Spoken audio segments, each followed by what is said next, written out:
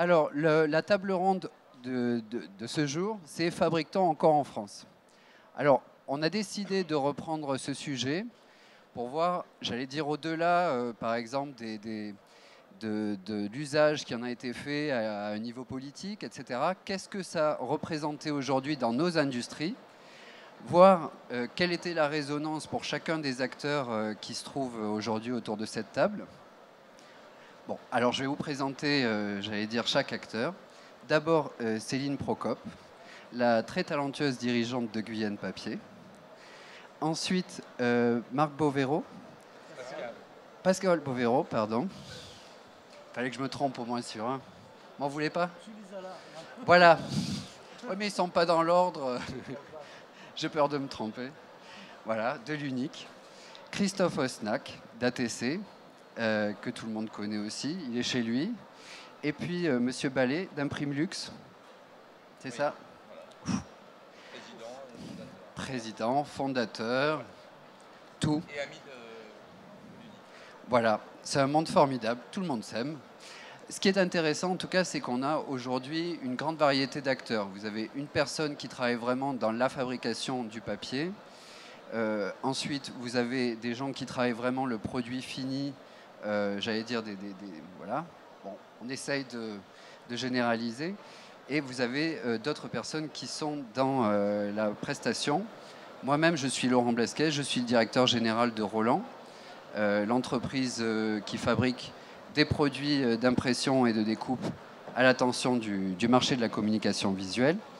Donc déjà, j'aimerais revenir un petit peu à la définition du Made in France. Parce qu'il y a une définition vraiment, j'allais dire, factuelle, qui est que le coût de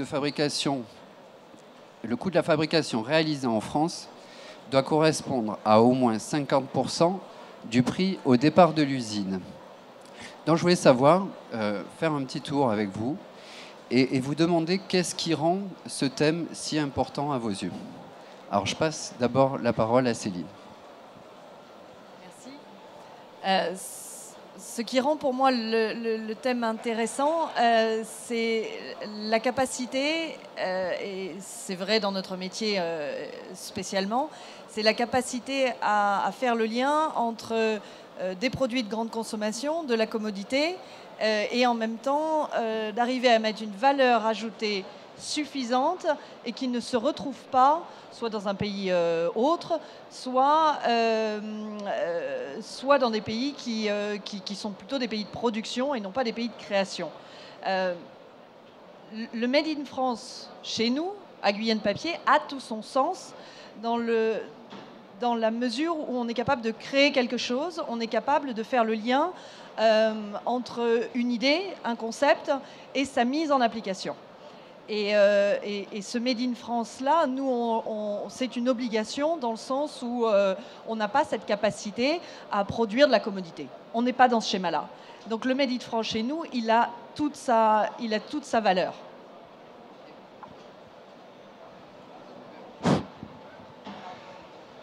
Alors, je rappelle que l'unique représente essentiellement le secteur de la communication imprimée, dont une partie concerne évidemment la communication visuelle.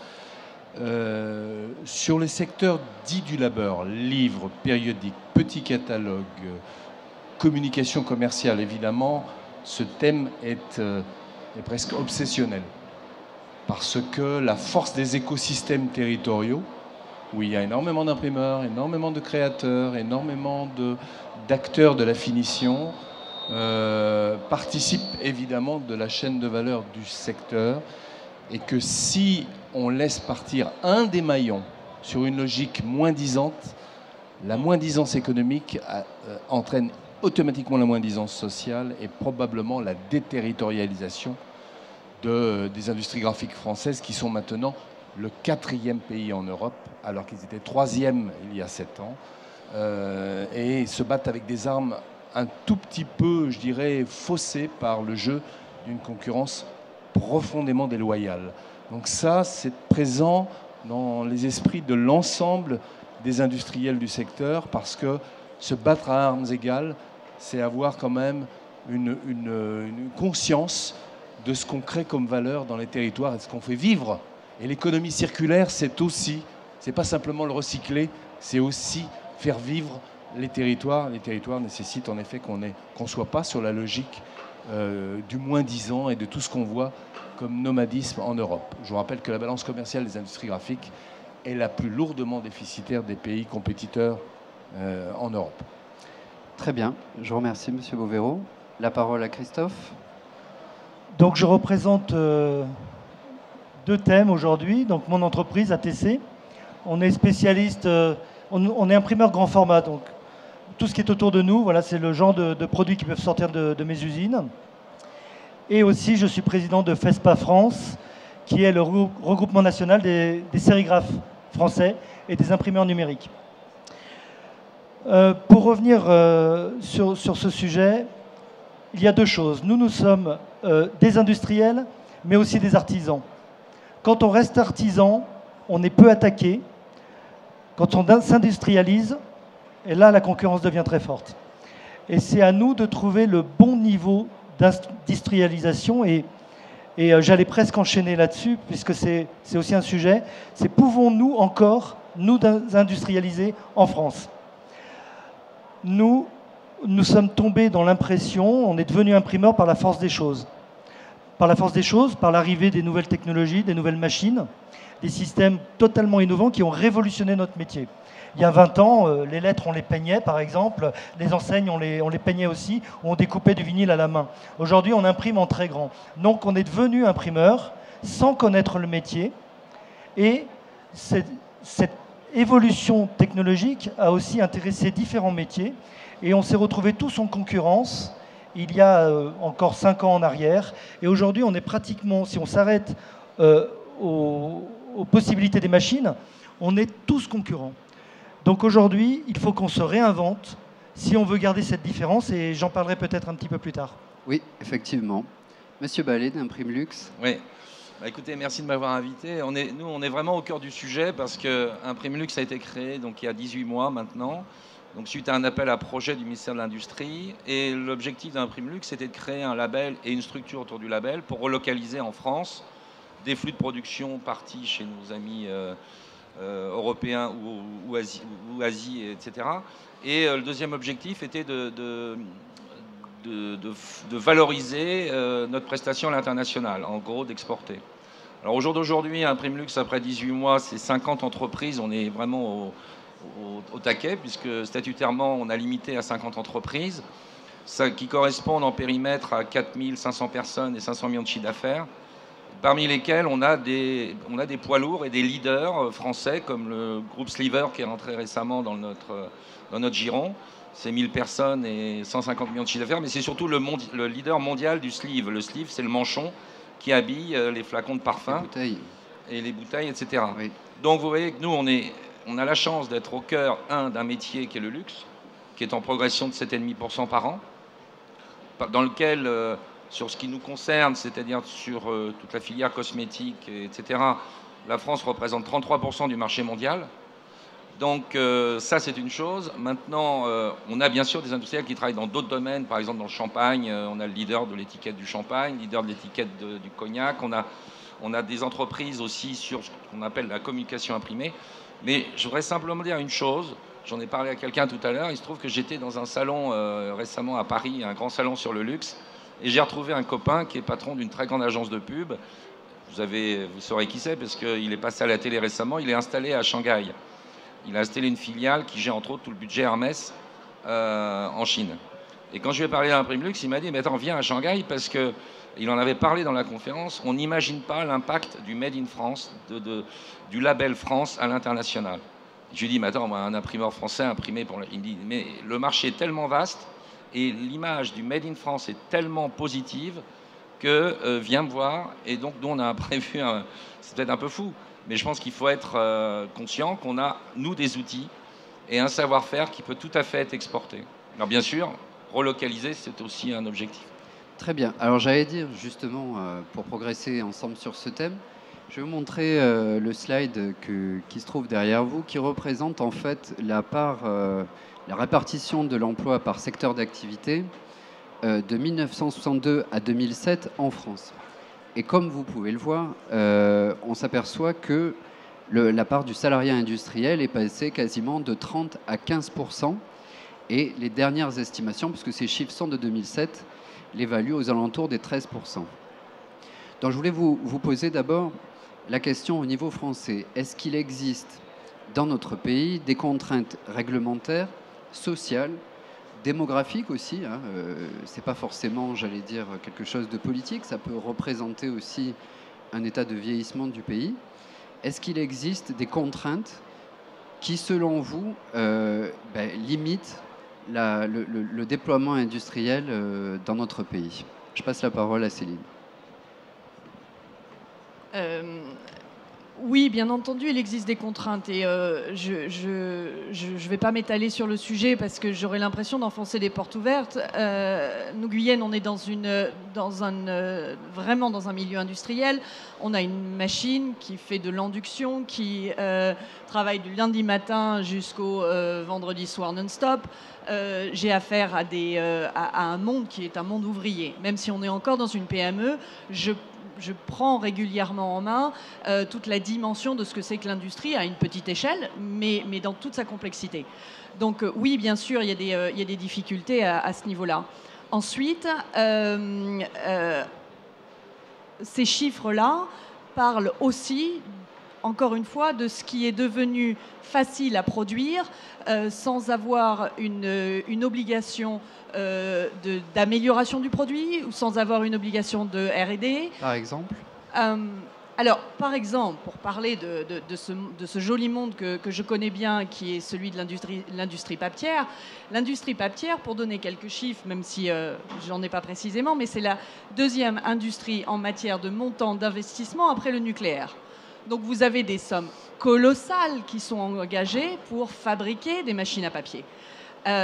Vous avez par exemple le leader mondial International Paper qui dans les années 60 a commencé à monter ses usines aux États-Unis et qui a eu cette espèce de course folle à la main-d'œuvre, même si on est bien d'accord que c'est une machine qui nécessite moins d'hommes, qui est allée s'exporter en Europe de l'Ouest, puis en Europe de l'Est, puis en Russie. Donc ils sont en train de faire le tour de la planète pour au final revenir chez eux.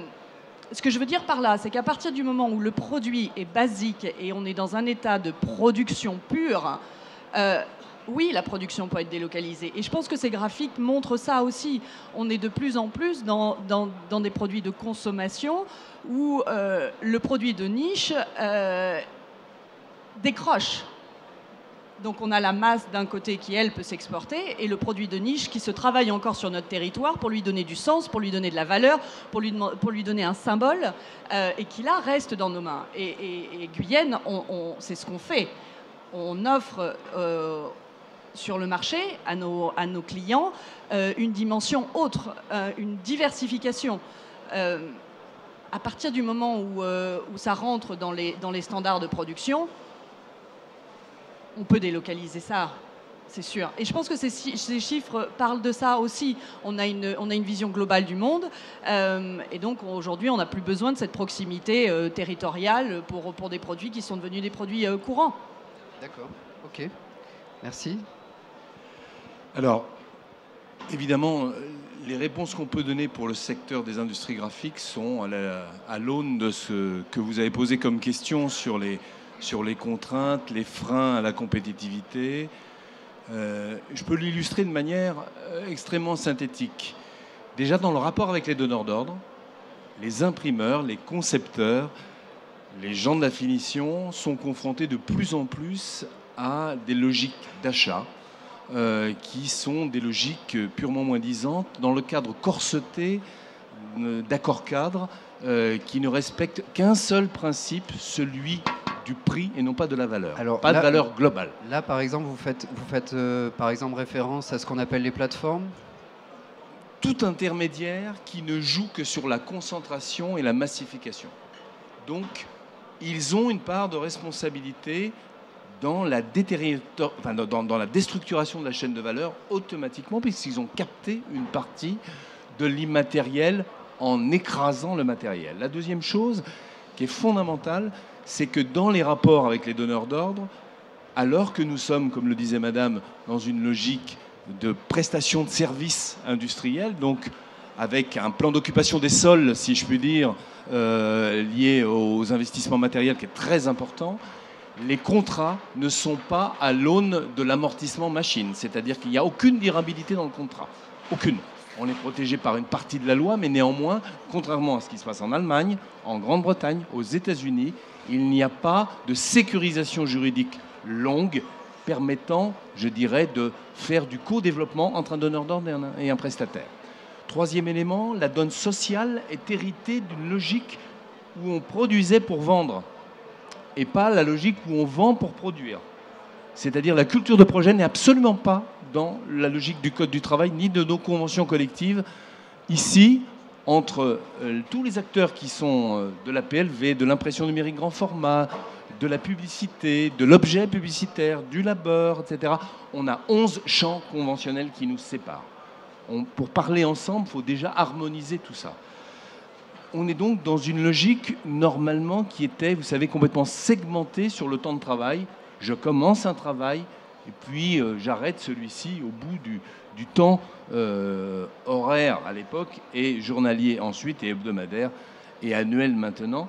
Ça, malheureusement, ce n'est pas compatible avec la logique de projet multicompétent, polyvalent, etc.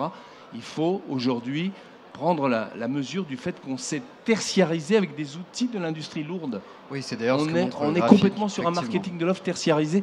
Et le Code du travail et nos conventions collectives n'est absolument pas adapté à cette logique nouvelle qui est celle de la culture de projet. Et puis, on pourrait continuer sur l'approche fiscale. Je vous rappelle que nos principaux compétiteurs sont très proches de nous. Allemands, anglais, italiens. Rien que sur la méthode de prise en compte de la déduction des amortissements, vous avez un gouffre total qui plombe complètement la capacité d'investissement des industries françaises parce que le mode de détermination du traitement fiscal de l'amortissement n'est pas du tout le même. Et qui plus est, vous le savez, le secteur graphique, qui est allé jusqu'à plus de 600 millions d'euros d'investissement annuel pendant la période 2001 jusqu'à 2008, et ensuite ça s'est malheureusement écroulé, eh bien, a été victime des accompagnements européens sur des pays entrants qui ont évidemment reçu des subventions avec des canons à longue portée qui sont venus sur la saturation industrielle qui est la nôtre. Vous avez à peu près tous les éléments pour, je dirais, plomber dès l'origine la capacité du secteur des industries graphiques en termes de compétitivité. Fort heureusement, nos adhérents innovent, font de la R&D, elle aussi qui doit être traitée d'ailleurs fiscalement. Ça justement, j'allais dire, c'est les prochains, voilà. L'objet des prochains. Mais là, vous avez quelques handicaps lourds qu'il faut partager avec les pouvoirs publics, évidemment, et les partenaires sociaux. Très bien, merci. Je voulais entendre justement le son de votre voix par rapport, par exemple, à la reprise d'une activité de sérigraphie que vous avez fait. Je voulais vous entendre justement, quelles sont les difficultés que vous avez pu rencontrer justement dans des activités comme ça qui sont extrêmement rugueuses, extrêmement disputées. D'accord. D'abord, juste une petite intervention par rapport à la première question, Oui. qui était comment gérer le poids social Oui, dans notre économie. Bon, tout d'abord, on n'a pas le choix. oui, Donc, il faut faire avec. Donc, au lieu de se lamenter, je pense qu'il faut en faire une force. Alors, comment en faire une force? Bon, effectivement, ça coûte un peu d'argent, ça coûte un petit peu de remise en question.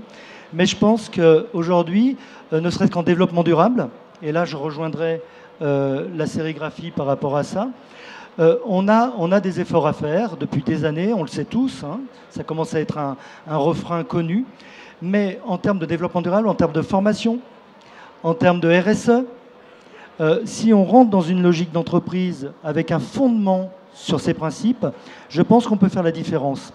Il faut savoir aussi, on parlait d'LVMH tout à l'heure, ce sont des entreprises qui sont extrêmement à l'écoute des entreprises françaises qui rentrent dans cette logique. Donc faisons j'arrive plus à retrouver mes mots, mais il faut en faire une force commerciale pour arriver à se développer.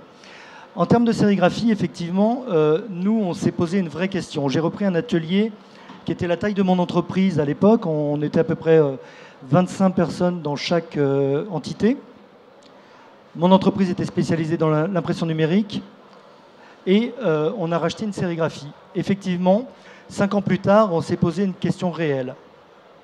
La problématique déjà de l'impact environnemental. À l'époque, on était aux prémices de la maîtrise des encres UV, et je regarde Michel qui n'est pas très loin, qui est précurseur dans ce domaine. Et donc, on travaillait beaucoup avec des encres à solvant. En plus de ça, on avait une difficulté de dimension d'entreprise, c'est-à-dire qu'on était trop gros pour travailler sur des petits dossiers extrêmement techniques et la sérigraphie d'art, comme on peut la nommer, et trop petit pour entrer dans une sérigraphie industrielle. Et à tel point qu'avec l'arrivée des nouveaux systèmes de production numérique, avec des capacités, des qualités bien supérieures, on s'est vraiment posé la question d'où était notre avenir. Et on a fait un choix qui est discutable, que je pourrais remettre en question aujourd'hui. En tout cas, on a fait un choix d'arrêter la sérigraphie pour rentrer dans une logique d'impression numérique industrielle. Je pourrais pas... Mais c'est vrai que le social aussi, et l'impact nous a poussé dans ce choix aussi. Très bien. Bien, alors moi je reviens un peu pour moi sur l'équation fondamentale dans nos métiers, c'est sachant que Imprimlux est un projet B2B, c'est-à-dire que contrairement à d'autres confrères qui ont créé des groupements plus tournés vers les achats, nous on est vraiment tourné vers les donneurs d'ordre. Donc l'équation pour nous c'est une question sur laquelle on travaille, je dirais régulièrement, c'est comment capter l'intérêt des grands donneurs d'ordre français du luxe, puisque nous sommes impactés par ce marché. Et donc on a travaillé bien sûr sur un certain nombre de sujets, et on s'est aperçu qu'en fait, je prends l'exemple du packaging, aujourd'hui les grands acteurs français veulent absolument avoir des partenaires qui soient des facilitateurs au niveau de l'innovation. Je pèse mes mots, à savoir que, je ne sais pas si vous êtes au courant, mais dans les grandes maisons du luxe, vous avez des dizaines et des dizaines d'ingénieurs qui travaillent dans ces services, aussi bien sur les matières premières que sur la gestion de production et sur les produits finis. Donc nous avons travaillé sur ce sujet en collaboration avec Pagora, avec le Centre technique du papier. Nous sommes membres maintenant d'IARIGAI, qui est la plus grosse organisation mondiale qui regroupe tous les centres de recherche dans le monde. Il y en a 50 et quelques, dont le MIT. On est très fiers de siéger à côté du MIT. Mais on ne se gargarise pas pour autant sur le sujet. On est dans l'opérationnel. Et in fine, alors l'innovation, on en parlera peut-être mieux tout à l'heure avec Pascal.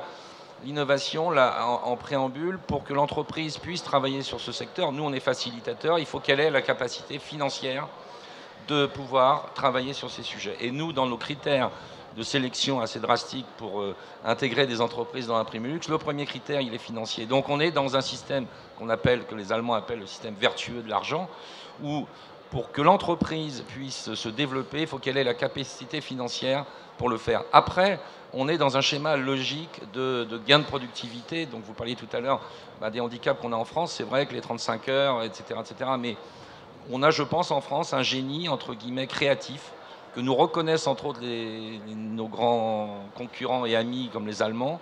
On a ce génie créatif qui va faire que certaines entreprises françaises vont être extrêmement performantes sur le marché international, vont garder les parts de marché et vont aller sur des marchés extérieurs.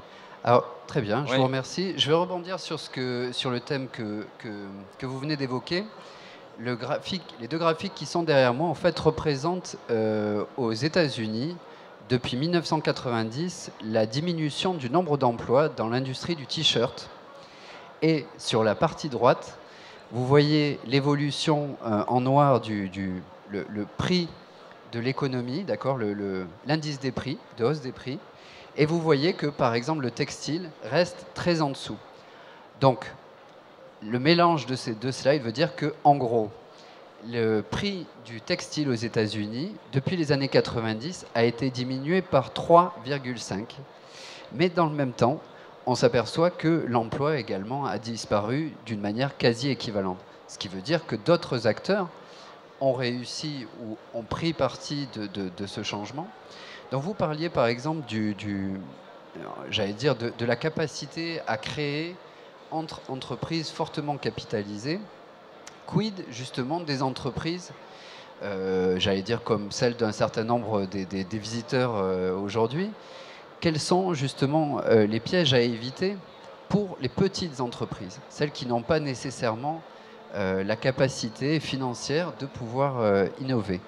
Quels sont les critères que vous leur conseillez de mettre en avant pour résister? C'est peut-être plus à Pascal de répondre sur le sujet.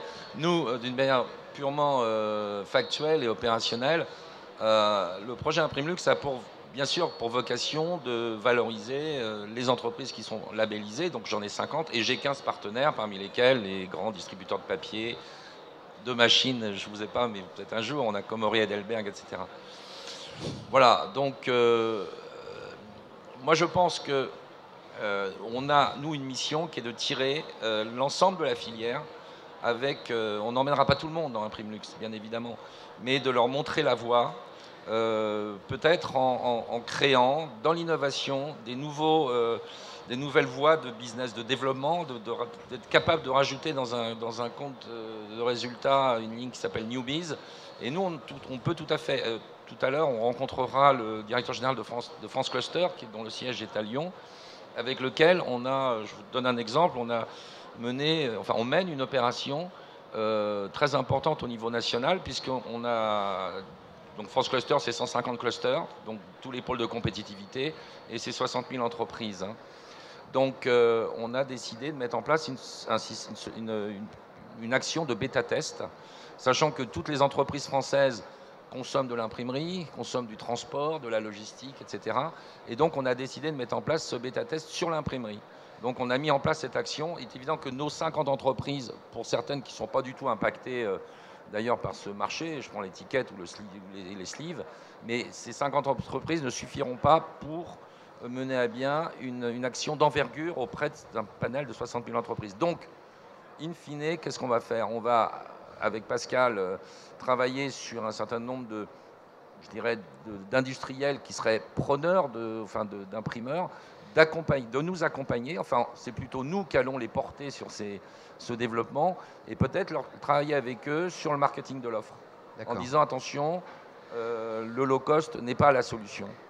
Parce qu'in fine, le low cost, on en paye le prix. Moi, j'ai été patron de plateforme pendant 7 ans. J'ai vu, de mes yeux vus, les dégâts que le low cost peut faire, puisque c'est des générateurs de coûts de non-qualité, c'est générateurs etc., etc. Donc nous, on est prêt à accompagner. Et ça, puisque Imprimlux et l'Unix sont quand même très liés, ça sous la coupe de notre ami Pascal. D'accord. J'aimerais entendre le porte-parole du FESPA, qui j'allais dire, est un poste privilégié d'observation de cette tendance. Quels sont justement les pièges à éviter pour les petites entreprises, les TPE, les PME, les gens qui nous regardent aujourd'hui? Alors tout d'abord, le piège, il est intramuros, il est en France, d'abord, parce qu'effectivement, quand l'économie est tendue, ben forcément, on est tous en concurrence. Et le dernier argument, ou en tout cas le plus simple, c'est l'argument du prix. Donc attention à ça, effectivement. Après, il y a deux aspects totalement différents. Premièrement, quand on a une plus petite entreprise, on est surtout, dans notre métier, sur un marché de proximité. Donc le marché de proximité peut nous préserver des attaques externes, on va dire, puisqu'on va être présent, on va être créatif, on va être dynamique, et en tout cas, on va être avec une notion de service très poussée. Ça, c'est la première chose. Après, quand les entreprises sont plus importantes, j'allais dire à partir de 40, 50 et au-delà, salariés et au-delà, là, effectivement, la créativité, la remise en question fera la différence. Comme vous disiez tout à l'heure, on a la chance d'être dans un pays où non seulement on est créatif, mais on a bon goût. Et en tout cas, ce goût est apprécié à l'étranger. Donc déjà, en interne, dans nos pays, soyons ultra créatifs, imaginons nos métiers. Et aujourd'hui, beaucoup d'entreprises créent des bureaux d'études en interne qui vont bien sûr travailler sur les supports. Alors on a la chance aussi d'avoir des fournisseurs qui nous fournissent énormément de produits innovants. Ça, c'est un premier appui, mais aussi de savoir comment les utiliser. On a aussi, je pense que dans l'imprimerie traditionnelle, je n'aime pas utiliser ce terme, mais dans l'offset, on va dire, on a aussi cette problématique que l'on retrouve, ça va être la fidélité colorimétrique. Ça, c'est un argument que vous utilisez depuis peut-être 20 ou 30 ans, qui pour nous est complètement nouveau. Quand un client est sûr du résultat donné par nos impressions, il sera d'autant plus fidèle. Donc qualité, service, innovation. D'accord, je vous remercie Christophe. La parole à l'Unique. Dans votre question renvoie à la structuration des filières. Que ce soit dans le domaine de la sérigraphie ou que ce soit dans l'imprimerie de labeur, 8 entreprises sur 10 comptent moins de 10 salariés. La taille moyenne donc des entreprises, c'est plutôt de l'infra-TPE qui est confrontée à ce que vous connaissez, à peu près 1 million d'euros de chiffre d'affaires pour ces entreprises-là, un RCAI d'1,5 du chiffre d'affaires, une difficulté à faire seul face à l'ensemble des enjeux que rappelait Christophe. C'est pourquoi nous avons, avec le président de l'UNIC et l'IDEP, qui est notre institut de recherche, de veille, monté toutes sortes d'opérations de partage. Parce qu'on considère que les plus petites entreprises ont une capacité à innover à condition qu'on leur donne un GPS et qu'elles se retrouvent un peu plus facilement dans cette espèce d'offre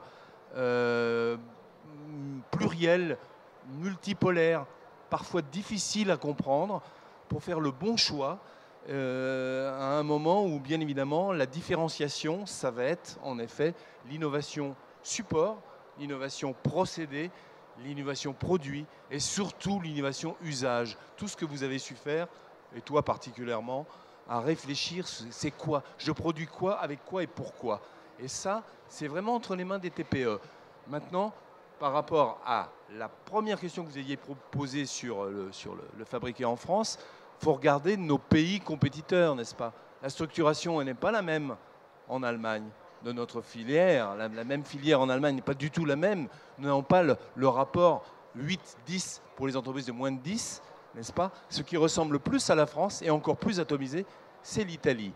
Seulement, on pourrait en parler très longtemps. Oui, non. Ils ont gardé une force collective pour avoir une offre globale que nous n'avons pas.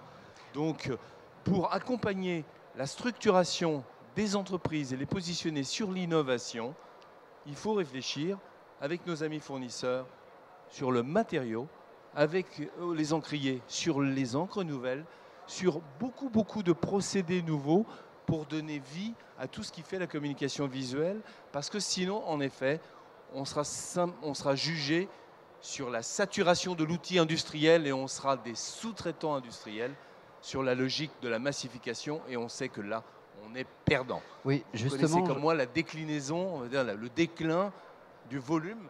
Et quand on passe d'une logique, comme on le dit souvent, de volume à une logique de valeur, c'est facile de le dire. Seulement, il y a un cycle entre les deux. Et pour passer à une logique de valeur, il faut l'ensemble des acteurs. Car s'il y a un élément qui manque dans la cordée, c'est toute la cordée qui dévisse. Alors justement, un des chiffres qui est souvent cité quand on parle du problème de la compétitivité du Made in France, c'est par exemple, en tout cas c'est une ancienne, c'est le prix de la main-d'œuvre. Or, il y a une étude qui apparaît derrière vous qui montre que finalement, le prix de la main-d'œuvre dans un produit industriel, c'est aux alentours des 9%. Bien après, par exemple, la matière première, les frais d'études, les frais généraux.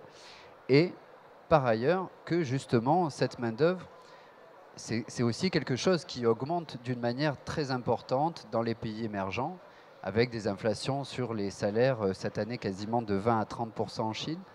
Qu'est-ce que vous pensez justement du prix de la main-d'œuvre? Est-ce que c'est quelque chose qui vous pose un vrai problème ou c'est quelque chose que vous arrivez facilement à surmonter? Je passe la parole à Céline en particulier. Ce chiffre ne me parle pas. Ce chiffre ne me parle pas. La main-d'œuvre chez moi, c'est le deuxième poste. Donc c'est colossal. C'est colossal d'autant plus qu'il y a une espèce d'inertie à faire évoluer ce poste-là qui est dramatique d'un côté et extrêmement frustrante de l'autre. Donc peut-être que ce chiffre fait du sens auprès d'entreprises qui ont un modèle ou un type de business un peu différent. Chez nous, ce n'est pas le cas. Et je pense que c'est d'autant moins le cas que les entreprises sont petites, parce qu'à ce moment-là, la valeur humaine, le sens de l'homme prend toute sa dimension, non seulement dans le coût, mais ensuite dans ce qu'il porte, dans ce qu'il véhicule, à quel point est-ce qu'il représente l'entreprise, comment est-ce qu'il se positionne pour être le meilleur atout. Donc la main-d'œuvre, l'humain dans une entreprise, et d'autant plus quand effectivement ce sont des entreprises, soit effectivement des toutes petites entreprises, soit des entreprises de taille intermédiaire, c'est colossal. Au final, on fait du business avec des hommes et des femmes, on est des hommes et des femmes. Moi, je me mets, et je vais rebondir par rapport à ce que vous disiez au niveau du low cost, moi j'aime bien le low cost, mais à partir du moment où on n'est pas un des 3 acteurs principaux à faire du low cost, il faut décrocher de ça. Et pour autant, je suis la première à courir après certains marchés de volume qui vont me permettre d'avoir cette nourriture qui permet de faire fonctionner les machines. Mais au-delà de ça, je me mets moi-même en colère contre moi et parfois avec mes distributeurs. N'oublions pas l'utilisateur final. N'oublions pas la qualité du produit. Dans les slides qui étaient montrés, ce que je vois, c'est une dégringolade de la qualité du produit. Et cette dimension de l'humain, effectivement représentée peut-être par des chiffres ou des coûts, mais cette dimension de l'humain amène cette volonté à préserver soit une qualité ou alors à se mettre effectivement dans un créneau qui est tout autre, qui est celui du low cost, de la course au prix, etc. Mais effectivement, après, il faut en assumer complètement le schéma économique qui va avec. Très bien, Céline. Alors, j'aimerais qu'on conclue cette table ronde. Christophe ? Oui, je suis en accord. Très bien. Ce chiffre ne peut pas me parler, mais je vais vous dire pourquoi il ne peut pas me parler. C'est que l'ensemble des acteurs, de la création du message, quel qu'il soit, pour qu'il y ait de la valeur ajoutée, il faut énormément de sens d'innovation, de créativité, d'hyper-réactivité qu'achète le client, mais qu'il ne paye pas. Et en plus, tout ce qui est finition et ennoblissement, qui est nécessaire aujourd'hui pour avoir un marketing de l'offre extrêmement posé pour l'ensemble des acteurs de la chaîne graphique, ça coûte, la main-d'œuvre n'est pas flexible, et le taux auquel vous faites référence est à comparer évidemment avec la fiscalité qui pèse sur le travail. La fiscalité qui pèse sur le travail, bien évidemment que le coût du travail au sens classique, il a baissé en France. Grâce au CICE, il a baissé. C'est un mode artificiel, mais il a baissé dans l'industrie, c'est incontestable. Il est aujourd'hui en dessous du coût allemand. Il a été au-dessus du coût allemand pendant une décennie. Oui, quasiment très important. Et c'était effectivement pas le cas. C'était lié à la TVA sociale allemande, et ici, il n'y avait pas de dispositif comparable. Là, c'est vrai qu'il y a eu un apport incontestable que je revendique totalement. Mais sincèrement, ce à quoi vous faites allusion à juste titre, c'est que c'est incompressible pour une petite entreprise et on ne peut pas flexibiliser la main-d'œuvre. Donc le coût, lui, per capita, ramené aux salariés, il est toujours, il obère totalement la structure des coûts. Il n'est pas à 9%, bien évidemment. Dans le secteur de la finition, c'est 50 à 60% de la valeur ajoutée, c'est la main-d'œuvre. Dans le secteur de l'impression, c'est entre 25 et 35%. On est dans une... En plus, quand vous voyez les volumes baisser, automatiquement, le rapport main-d'œuvre-production, il est de plus en plus sur la structure des coûts salariales. Très bien. Christophe, pouvez-vous nous donner votre éclairage ? Tu peux revenir en arrière ? Bien sûr. Alors, donc nous sommes une imprimeur numérique grand format, je me répète, volontairement. On est tout à fait dans ces ratios. Et c'est incroyable, parce que je ne connaissais pas ce slide. Et... il y a 15 ans, on a 25 ans d'ancienneté, l'entreprise. Il y a 15 ans, on était peut-être avec un coût salarial de main-d'œuvre plutôt autour des 30, 40, voire 50%. Aujourd'hui, dans le choix de l'innovation, dans le choix du service, dans le choix de la créativité, dans le choix de l'accompagnement client, on est arrivé dans ces ratios. Alors, la rentabilité, forcément, est moins forte peut-être dans certains cas, parce qu'il y a un investissement R&D extrêmement puissant, mais je suis tout à fait là-dedans. Pourquoi ? Parce que pour réaliser un dossier, il faut le créer, il faut le suivre, il faut l'informer, il faut gérer la PAO, et ensuite il faut le produire. On a la chance d'avoir des machines performantes. D'ailleurs, Christophe, j'en profite pour remercier votre comptable qui m'a donné ce slide. Bon, alors j'allais dire, on a un petit peu, excusez-moi, mais par rapport au temps, j'ai peur que je ne voudrais pas abuser de la patience de nos visiteurs. J'aimerais qu'on passe sur la relocalisation qui sera le dernier chapitre de notre intervention. Alors, j'allais dire justement, c'est particulièrement utile d'animer une conférence comme aujourd'hui parce que du coup, ça donne l'opportunité de se rendre compte d'un certain nombre de réalités. En l'occurrence, les études qui ont été faites montrent que pour une relocalisation, en ce moment, vraiment les chiffres 2014-2015, pour une relocalisation, vous avez dans le même temps, en France, 20 délocalisations. C'est-à-dire que ce chiffre est meilleur qu'avant. Avant, on était aux alentours de 1 pour 40 ou 1 pour 50. C'est un mouvement de fond, un mouvement qui progresse. Néanmoins, c'est un mouvement qui est symbolique et sur lequel il faut, j'allais dire, construire, parce que c'est un motif d'espoir.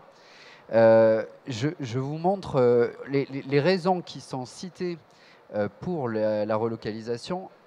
Alors, d'abord, ce sont les coûts de transport et les coûts salariaux qui augmentent d'une manière exponentielle en ce moment dans les pays où la main-d'œuvre en général était utilisée, les problèmes de qualité et les défauts de fabrication.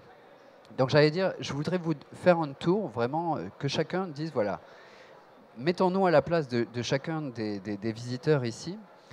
Qu'est-ce qui, alors, pour certaines entreprises ici ne fabriquent pas. Il y a beaucoup d'entreprises ici qui conçoivent, etc., mais qui n'ont pas nécessairement de machines pour produire. Quels sont les arguments que vous pouvez leur donner?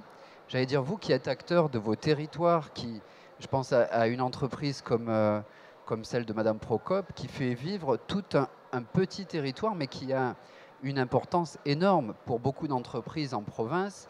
L'imprimeur, c'était une entreprise qui aussi jouait un rôle social parce qu'elle faisait travailler des gens qui n'avaient pas nécessairement un très haut niveau d'études ou de qualification, qui avaient vraiment un rôle moteur dans l'économie locale. Donner, j'allais dire, aux visiteurs ici l'envie de produire et quels sont les conseils que vous aimeriez leur donner pour vaincre, j'allais dire, dans le grand combat de la compétition globale. Je passe la parole à Céline. Merci.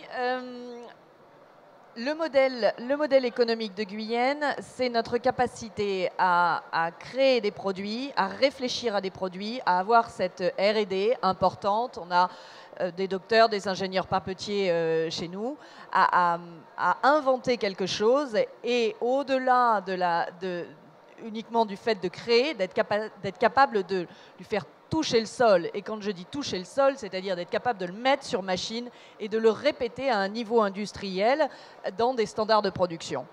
Ce lien-là, je ne peux pas l'avoir si ma société est à des dizaines, des centaines, des milliers de kilomètres de ça. Ça ne fonctionne pas. Ça ne fonctionne que parce que notre docteur en R&D traverse la route pour aller, en l'occurrence on a une route qui traverse notre usine, c'est superbe, pour aller sur la machine et discuter avec les gars sur machine comment mettre au point ce produit-là.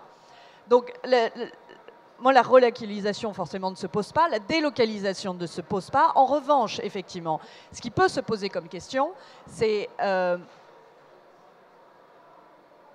dans quelle mesure est-ce qu'on fabrique en France par rapport à fabriquer en Allemagne, en Italie, dans des pays qui ont ce même niveau-là que nous, de qualité, de standards de production, où je dirais le positionnement géographique n'est pas celui de la Dordogne dans le sud-ouest de la France, mais plutôt central en Europe, où là, ça fait du sens, dans des carrefours économiques importants, et où, sans parler de coûts salariaux, mais en tous les cas, la flexibilité de l'humain est plus grande, avec une conscience du travail qui est malheureusement à améliorer, à mon avis, dans notre pays encore.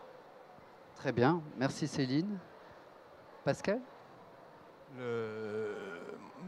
Nous, on a un espoir sur les grands marchés sur lesquels il y a de plus en plus de recherche d'ennoblissement. Et en plus de ça, lorsqu'il y a des fixateurs de savoir-faire dans les territoires, on sait que là, ce n'est plus le prix qui est un élément central.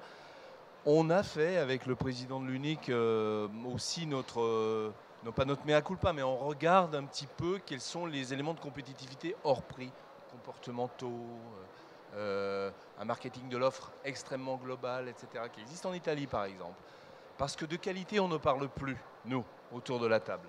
Il n'est pas question un seul instant de prétendre que la qualité imprimée en Italie, en Allemagne, en Espagne, en Angleterre ou en Belgique est inférieure à la nôtre. Ça, c'est une posture et une imposture, probablement. Tout à fait. La Chine, c'est une autre affaire, mais ça ne pèse rien dans nos statistiques, rien du tout, et de moins en moins.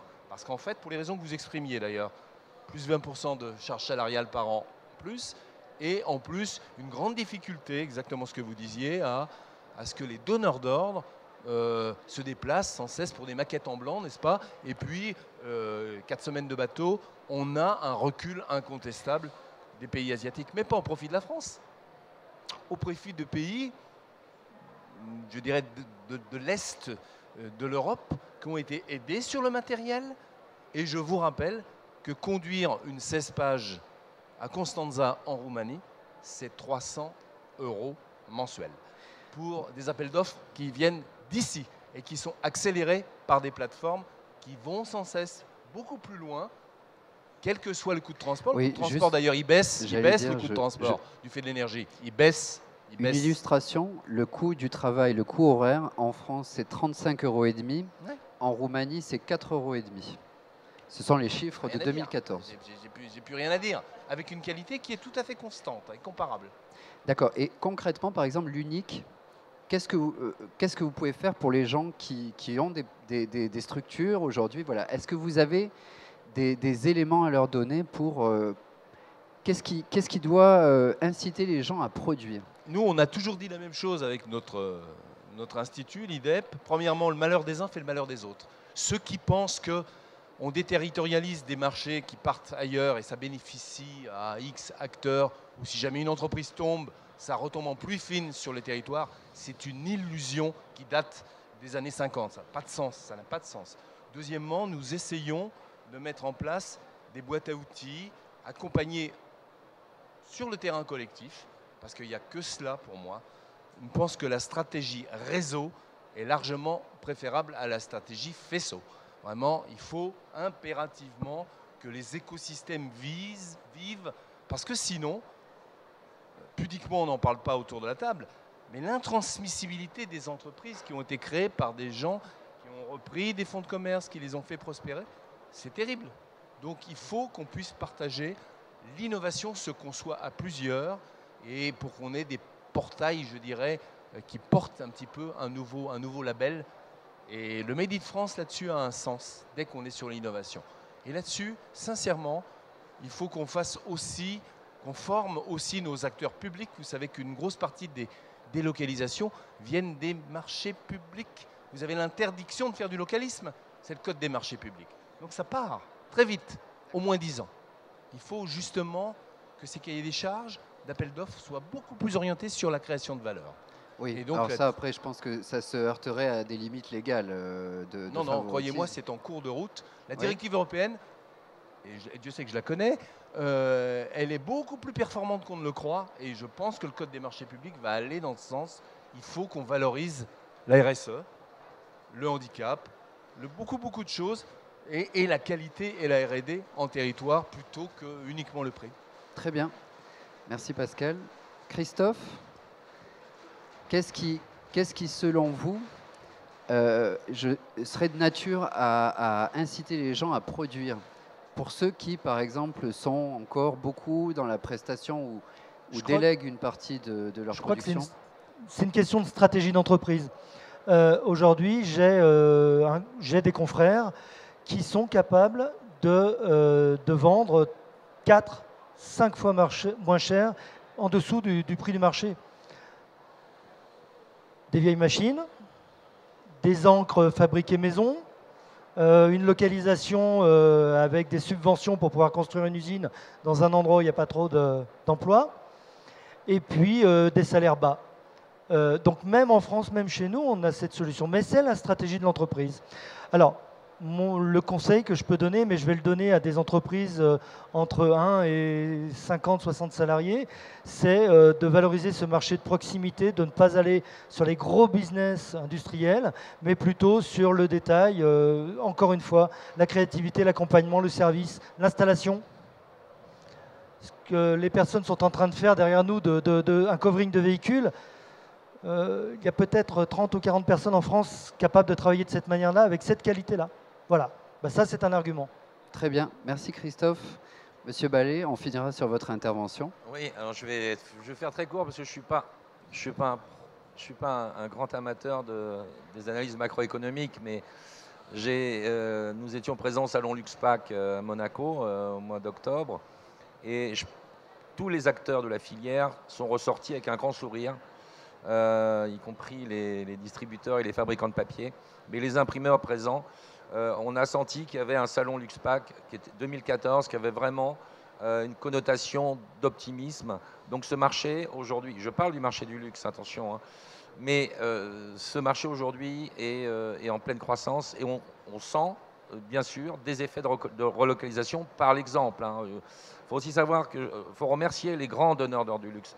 J'aime pas trop les citer, mais là je vais en citer deux, c'est Hermès et Chanel, qui sont des entreprises, bon, Chanel n'est plus français, mais à la base c'était une entreprise française, Hermès est encore une grande famille, qui aujourd'hui sont conscientes que le fait de travailler, de valoriser, de favoriser des entreprises françaises, à la condition qu'elles soient pertinentes et qu'elles soient productives, de favoriser les entreprises, le tissu industriel français, a quelque chose, le mot très à la mode en 2015, de très vertueux. Parce que, bien sûr, on va préserver de l'emploi. Bien sûr, on va respecter au niveau environnemental des réglementations. Moi, j'aime à dire, et j'ai présenté dans plusieurs conférences, j'avais inventé l'équivalent abeille. Un camion qui vient de Roumanie tue en équivalent abeille 30 000 abeilles. Bon, quand vous dites ça devant quelqu'un, ça lui parle. Donc, c'est vrai que l'environnement, la gestion de l'environnement, la gestion sociétale des entreprises commence à être prise en compte par les grands donneurs d'ordre du luxe, mais aussi quelques grands donneurs d'ordre du mass market. Donc moi, j'ai un grand message d'optimisme. Et je terminerai juste sur une chose, parce que moi, dans Imprimlux, on n'a pas ou très peu de petites entreprises. Mais je pense que, moi, si j'avais un conseil à donner à ces petites entreprises, c'est de chercher ces marchés de niche. C'est d'aller sur des choses innovantes. Je prends un exemple très simple, ce n'est pas une petite entreprise, mais c'est l'imprimerie de la Poste, qui est rentrée dans Imprimlux, qui voulait absolument entrer dans Imprimlux. C'est 450 personnes. Moi, quand je les ai rencontrés, j'ai l'impression d'être chez une vieille dame. Et en fait, il est le leader du timbre qui est fait en taille douce. Il récupère des marchés au niveau international parce que toutes les imprimeries ferment. Donc, l'imprimerie en France marche super bien. Je ne vous demande pas de faire de la taille douce forcément demain, mais cherchez encore l'innovation en vous appuyant sur vos fournisseurs. Mais ça, c'est une des clés. Il y a beaucoup de pistes. Il y a, par exemple, tout ce qui touche à la contrefaçon. On a en France des leaders. Il y a tout ce qui touche à l'automatisation. On a des leaders. On parle de robots humanoïdes. Il faut savoir qu'en France, on a des leaders dans le domaine. Alors, ce qui est génial, pour moi, je reviens sur le mot vertueux, c'est qu'est-ce qui va se passer? Aujourd'hui, un robot humanoïde, ça vaut 50 000 €. Demain, ça coûtera 5 000 €. Ça sera inventé par des Français. À Lyon. À Lyon ou à Annecy. Et ça sera produit par les Chinois. Mais ça reviendra dans nos usines en France pour pouvoir contrecarrer le low cost et le coût de la main-d'œuvre. Donc, vous voyez, on est toujours dans un circuit qui paraît peut-être un peu aberrant, mais qui est complètement logique, où on va chercher de l'innovation, on va la faire produire à l'international. Parce qu'en France, c'est peut-être plus compliqué, mais on s'en fout quelque part. Parce qu'in fine, si c'est pour faire des gains de productivité, entre autres, dans ce que Pascal disait, tout ce qui est la finition ou le façonnage, où on a 60, 70, 80% de main-d'œuvre. Voilà, donc innover, chercher. Et il y a toujours nos téléphones d'ouvert avec Pascal ou avec moi, ou avec. C'est toujours intéressant d'échanger. Donc, il faut vraiment travailler sur ce sujet et avoir de l'espoir. Voilà, merci. Merci de cette parole d'optimisme. Je vous remercie d'avoir animé cette table ronde avec moi. Merci à tous ceux qui nous ont fait l'honneur de nous écouter. On vous souhaite une très bonne journée et un excellent salon. Merci à tous.